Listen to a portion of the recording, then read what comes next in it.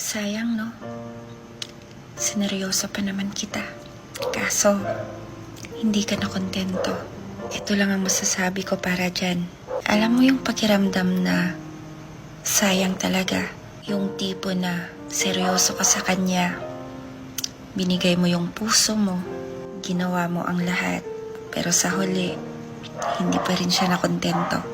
Hay, parang isang napakalaking palaisipan kung saan ka nga ba nagkamali, di ba? Kung bakit hindi sapat yung ibinigay mo. Nakakalungkot, di ba? Yung tipong ikaw, buong akala mo, okay na ang lahat. Akala mo, masaya siya sa'yo. Pero hindi pala. Dahil may hinahanap pa siyang iba. May kulang pa rin sa'yo. Yung tipong ikaw, handa mong gawin ang lahat. Pero para sa kanya, parang ordinaryo lang. Parang hindi espesyal. Ay, ang hirap tanggapin, di ba?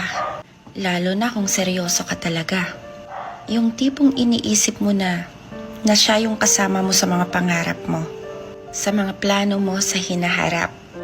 Pero ang pinakamasakit, yung bigla ka na lang niyang iiwan sa ere. Bigla ka na lang niyang papakawalan. Na parang wala lang. Pero alam mo, isipin mo ha. Baka ito na talaga yung sign na hindi siya talaga yung tao na para sa'yo. Baka may mas magandang plano pa ang buhay para sa'yo.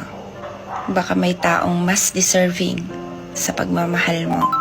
Alam mo, hindi mo kailangang magmukmok at hindi mo din kailangang magtanong kung saan ka nga ba nagkamali.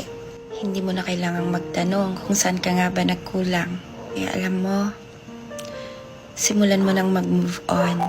Simulan mong buksan ulit yung puso mo para sa mga bagong posibilidad. Hindi madali, oo. Pero kailangan. Kailangan para sa sarili mong kapakanan at para na rin sa sarili mong kaligayahan. Kaya mo yan.